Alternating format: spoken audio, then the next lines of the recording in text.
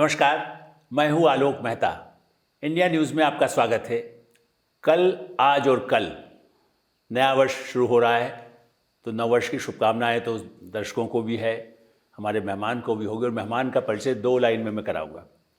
छात्र जीवन से, मैंने 50 साल तो ना कहें, लेकिन 45 साल से तो कहिए कि मैं ही उस तरह से देखता हूँ। छात्र जीवन से राजनीति शुरू करने वाले, और उसके बाद चाहे संघर्ष करना हो, चाहे जनता पार्टी के साथ हो, और एक ही पार्टी के साथ, ऐसे जो विचारों के साथ भी, जिसके लिए लोग कहते हैं कि भाई उस समय तो कोई छूता नहीं था, कभी 2 ही उनके मेंबर आते थे, लेकिन उनके साथ जुड़े रह करके ऐसे नेता जो अल्पसंख्यकों के बीच भी लोकप्रिय हैं, और जनसंघ और संघ के और भारतीय जनता पार्टी के प्रधानमंत्री के या देशों के बाहर भी, देश के बाहर भी, जिनकी अपनी एक पहचान बनी। हमारे साथ है मुख्तार अब्बास नकवी, देश के अल्पसंख्यक मंत्री भी हैं, लेकिन पढ़ने लिखने वाले और समाज के प्रति समर्पित। नकवी जी नमस्कार। धन्यवाद आलोक जी। पहले तो नव वर्ष की मुबारक है, शुभकामनाएं। आपको भी और बहुत हम सोचते हैं कि देश में जिस तरह से पूरा दौर चल रहा है, और इस कार्यक्रम का नाम भी कल, आज और कल है, जैसा मैंने कहा कि आपने वो राजनीति से देखी है जो बड़ा ही एक सेकुलर भी कहें, या उस समय उन्माद भी बीच बीच में आए, कई बार इमरजेंसी भी आई। उसके बाद अब जो राजनीति दिखती है उस पर कहीं कुछ ज़्यादा हिंदू मुस्लिम दिखाई देता है, और उससे एक अलग तरह का एक माहौल कहीं गर्माता है बीच बीच में। Who is responsible? जो सत्ता में है उनकी वजह से हो रहा है, या जो जिनको पहले से ही दुकान, जिसको कहते हैं, आप जिसको दुकान शब्द इस्तेमाल करते हैं, मतलब जो लोग धर्म के नाम पर, चाहे वो आतंक करें, चाहे राजनीति करें या सांप्रदायिक दंगे करें, वो जिम्मेदार है। देखिए, हमारे देश में आज की तारीख में अगर आप आज के हालात को देखें तो इससे बेहतर और इससे कंफर्टेबल समाज के सभी वर्गों के लिए हालात नहीं हो सकते। आप, क्योंकि बहुत आपका अनुभव है, पुराना अनुभव है, आप सारी चीज़ों को बहुत ही बारीकी और पैनी नज़रों से देखते रहे हैं कि वो देश भी, वो युग भी था जब यूसुफ खान को दिलीप कुमार बन करके जो है वो फिल्मों में काम करना पड़ता था। वो युग था जब मेहरुन्निसा को मीना कुमारी बन करके काम करना पड़ता था, मीना कुमारी बन के काम करना पड़ता था। ये तमाम, अजीत को जो है वो अलग नाम रख के काम करना पड़ता था। ये तमाम ऐसे नाम हैं। आज शाहरुख खान को जो है वो कोई नाम बदलने की ज़रूरत नहीं, शाहरुख खान के रूप में वो एक्सेप्टेबल है। आज जो है वो आमिर खान को नाम बदलने की ज़रूरत नहीं है, या और भी जितने भी लोग हैं। यानी आज जो है वो समाज में समावेशी सोच ने बहुत मजबूती के साथ अपनी जगह बनाई है। आज जो है वो दंगे और दबंगों की जगह इस देश में नहीं रह गई है। लेकिन आधुनिक भारत ये बनाए, तो आपने ठीक कहा, लेकिन लोग ये मानते थे कि भाई नरेंद्र मोदी जी जो कभी रथ यात्रा के भी रहे और रहे, उनकी छवि को लेकर के अंतर्राष्ट्रीय बनाई गई थी, वैसे बदली हो, लेकिन उसमें लग रहा था कि भाई उसके बाद कहीं लोगों में उत्साह बढ़ गया कि चलो हम भी जो चाहे कुछ कर सकते हैं। एक परसेप्शन वो भी है। जहाँ तक आधुनिक बना वो अपनी जगह है कि भाई सलमान खान भी गुजरात में वो पतंग उड़ाने भी चले गए थे मोदी जी के साथ। आप ये बताइए आलोक जी, मोदी जी के शासनकाल में 7.5 साल से ज़्यादा हो रहे हैं, कितने दंगे हुए, कितने फसाद हुए, कितने जो है वो जगहों पर आतंकवादी अपनी शैतानी हरकतें करने में कामयाब हुए? नहीं हो पाए। उसका एक ही कारण है। एक समय था कि आप मलियाना से मेरठ तक, मैंने आपको ये देखा है कि कितने बड़े बड़े आपने खुद लेख लिखे हुए हैं। भिवंडी से भागलपुर तक जो है वो लाशें गिनी जाती थी उस समय जो है वो कहीं ना कहीं हर महीने किसी न किसी कोने में देश के लोग जो है वो दंगों की आग में जल रहे होते थे। कहीं जो है वो, इससे पहले आपने देखा है कि कहीं पे जयपुर में धमाका हो रहा है, तो कहीं अयोध्या में धमाका हो रहा है, तो कहीं मालेगांव में धमाका हो रहा है, हर दिन होता था। आज जो है वो अगर शांति और सुकून है तो नेतृत्व एक मजबूत राष्ट्रवादी इच्छा शक्ति का भी है, और देश के लोगों की सुरक्षा और देश की सुरक्षा के संकल्प के साथ काम कर रहा है। उसका नतीजा है कि आज ये बदलाव आपको दिखा है। जहाँ तक सवाल है हिंदू मुसलमानों का, मुझे नहीं लगता कि ये जो हिंदू मुसलमानों के बीच में खाई और खाई की बात जो लोग करते हैं, उनको इस बात को अच्छी तरह से देखना चाहिए कि इस दौरान जो आपने एक बात कही कि तरक्की के बराबर के हिस्सेदार भागीदार हैं कि नहीं है। मेन तो ये है, वोट की बात छोड़िए, मोदी जी के विकास का मसौदा वोट का सौदा नहीं है, इसलिए वोट छोड़िए। अभी आप अगर देखें इस दौरान, पहले एक स्ट्रक्चर कमेटी इन्होंने बना दी थी, उसमें कहते थे कि जो IAS IPS या जो एडमिनिस्ट्रेटिव सर्विसेज है उसमें अल्पसंख्यकों की भागीदारी ज़ीरो है। मोदी जी के आने के बाद 2018 में 122 हुए, फिर उसके बाद 2019 में 129 हुए, फिर उसके बाद 140 हुए, ऐसे बढ़ते गए। उसमें आईपीएस हुए, आईएएस हुए। उसी तरह से केंद्र सरकार की नौकरियों में अल्पसंख्यकों की भागीदारी जो है, जब मोदी जी आए तो 4% थी, आज 10.5% से ज़्यादा हो गई है। ये कोई तुष्टीकरण नहीं है, ये लेकिन क्या लोग सशक्तिकरण है। इससे लोग मतलब मुस्लिमों के बीच, क्योंकि आप तो घूमते हैं और ज़मीनी आप रहे हैं, आज भी सब जगह घूमते हैं, क्या मुस्लिम अपने को सुरक्षित महसूस करता है इस रिजीम में कि भाई हम बिल्कुल अब अच्छा है, हमारी ही सरकार है एक तरह से? बिल्कुल। देखिए, मैं एक बात इसलिए कह रहा हूँ खास ना, करके वहाँ जैसे योगी जी आए तो योगी अच्छा, अब कालिदास जी का बात हो। मैं योगी जी की बात, देखिए योगी जी के युग में चाहे वो बलवाई हों, चाहे बाहुबली हों, चाहे जो है वो बेईमान हो, उनमें तो थोड़ा बौखलाहट है। और क्योंकि उनके समय में कट, कमीशन, करप्शन, कम्युनलिज्म पूरी तरह से उसका जो है वो सफाया हुआ है, इसलिए उनमें कुछ में बौखलाहट है। अगर बुलडोज़र कहीं चल रहे हैं तो वो नाम देख के, तख्ती देख के नहीं चल रहे हैं कि ये गुंडा जो है वो किस जाति का है, किस धर्म का है। उससे कई लोगों को नाराज़गी भी हुई है कि साहब हमारे इस जाति का आदमी था, ये तो इसके ऊपर बुलडोज़र चला दिया। लेकिन आम आदमी सुकून है। अब वो जो लोग थे, जो फिरौती वाले थे, जिसे बकैत कहते हैं उत्तर प्रदेश में, वो लोग थे, वो लोग आज जो है वो हताश निराश हैं। लेकिन आम आदमी चाहे हिंदू हो या मुसलमान हो, वो सुखी है। आज उनका खौफ और डर नहीं है। ये जो नकवी जी जिस तरह से लिंचिंग की घटनाएं अब तो कम हुई, लेकिन उस तरह से लिंचिंग की घटना हुई, या जैसे अभी वो बयानबाजी, धर्मगुरु ने कपड़ा वो पहन ले, धर्म संसद के नाम पे जो बयान हुए, एक की तो गिरफ्तारी भी अभी हुई है, ये सब बयानबाजी क्या आपको सरकार पे रहते हुए और पूरी व्यवस्था के लिए और देश के लिए चिंता का विषय नहीं है? देखिए, मैं एक चीज़ आलोक जी देखता हूँ, जब जब पूरी दुनिया में भारत की साख बढ़ती है तो कुछ लोगों की खुराफात भी बढ़ती है। और ये खुराफाती लोग जो हैं वो कभी मज़हब के नाम ले लेंगे, कभी गांधी जी को गाली देने लगेंगे, कभी जो है वो हिंदू मुस्लिम के बीच में जो है वो खाई पैदा करने की कोशिश करेंगे। और ऐसे लोगों को कानून के तहत कार्रवाई इन पे होनी चाहिए।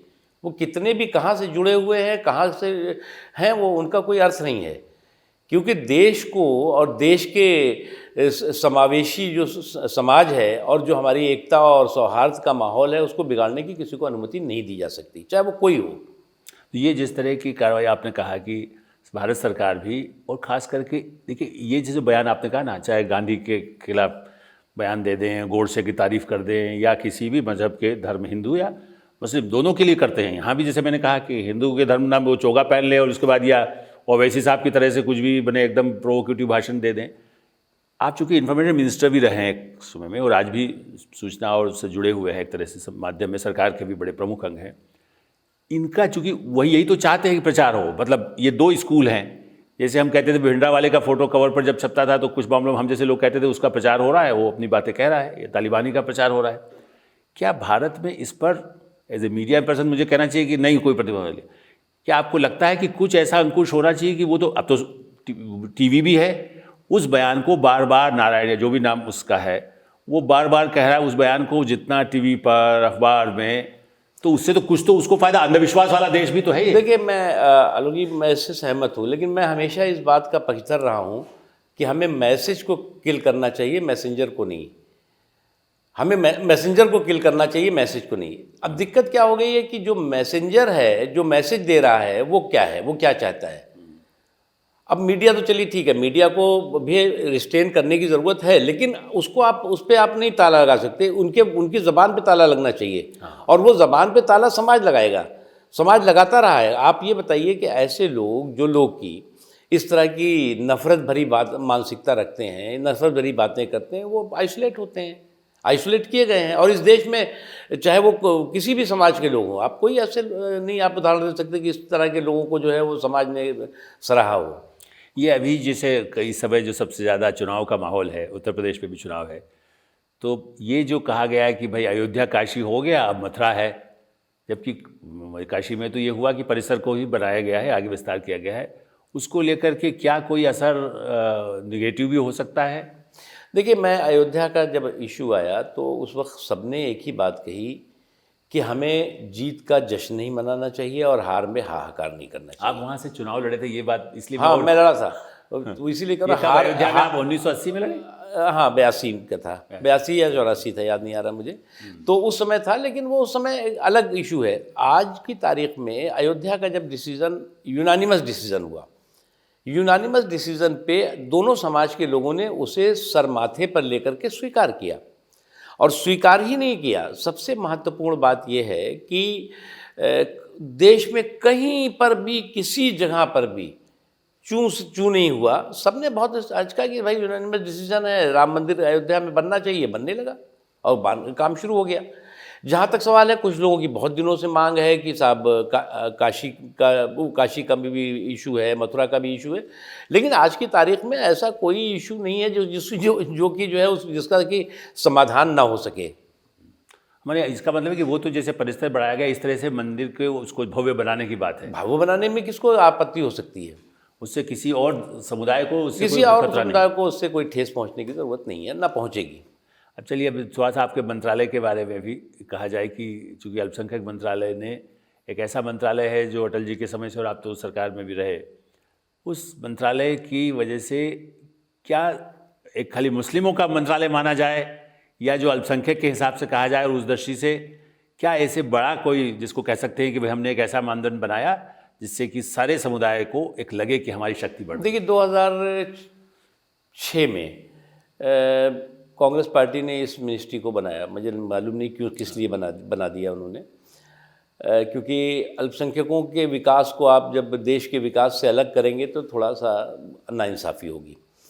लेकिन उसके बावजूद ये जिम्मेदारी प्रधानमंत्री नरेंद्र मोदी जी ने मुझे दी, और हम लोगों ने मिल करके अल्पसंख्यकों को ये एहसास कराने की कोशिश की कि वो हिंदुस्तान के बराबर के तरक्की के बराबर के हिस्सेदार भागीदार हैं। एक उदाहरण के तौर से बताऊं मैं आपको कि 2014 से पहले लगभग 3 करोड़ स्कॉलरशिप लड़के लड़कियों को दी गई थी अल्पसंख्यक समाज के, और मोदी जी के आज शासनकाल में 5.5 करोड़ से ज़्यादा स्कॉलरशिप इन केवल 7 सालों में दे दी गई।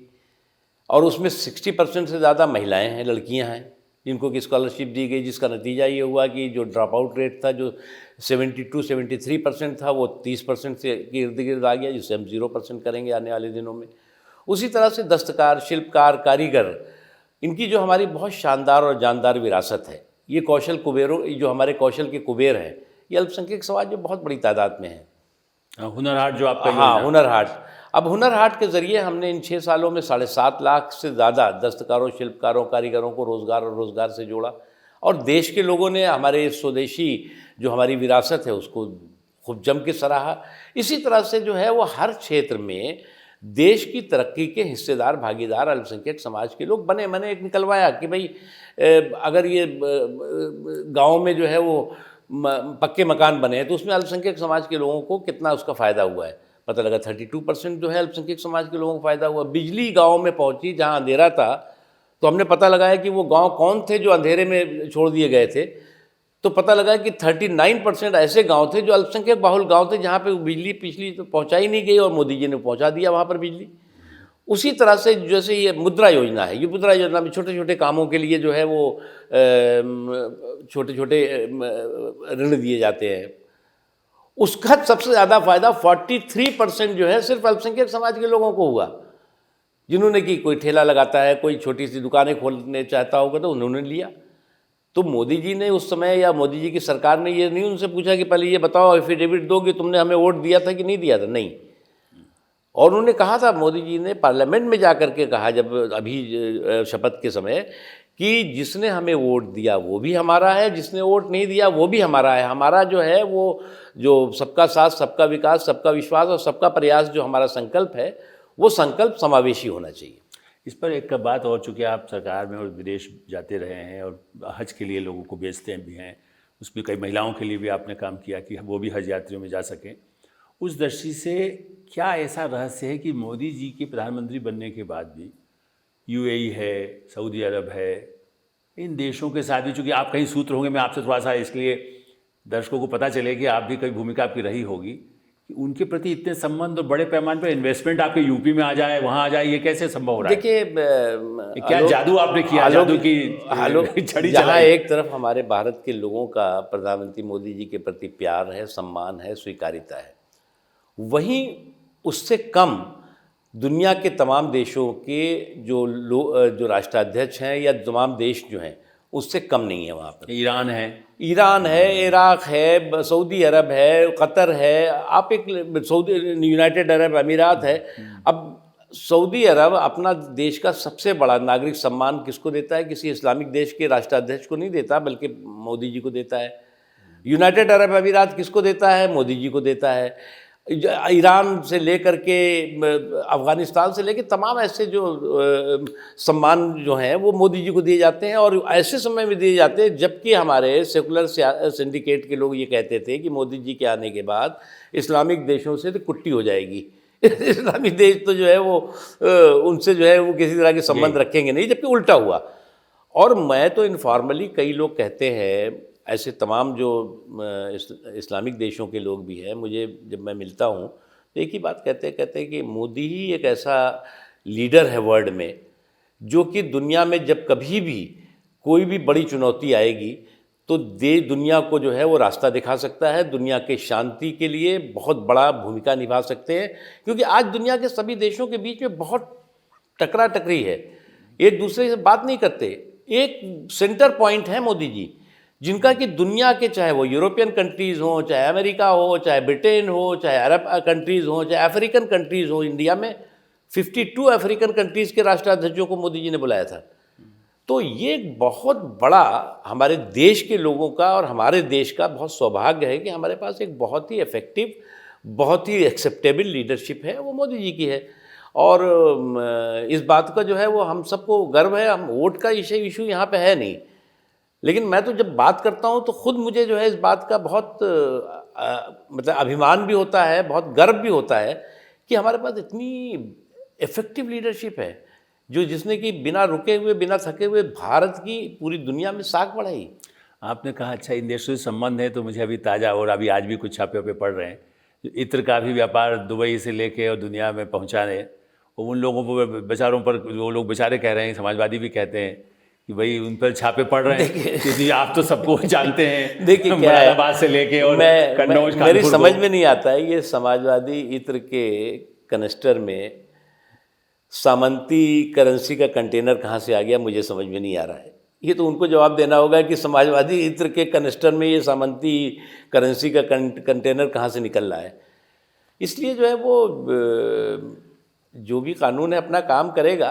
अच्छा, वो तो कह रहे हैं बीजेपी वाला ही है। अरे भाई बीजेपी वाला है तब तो और खुश होना चाहिए, या तो आपको नाराज होना चाहिए। एक यूपी में एक बहुत 3B ब्रदरहुड चलता था।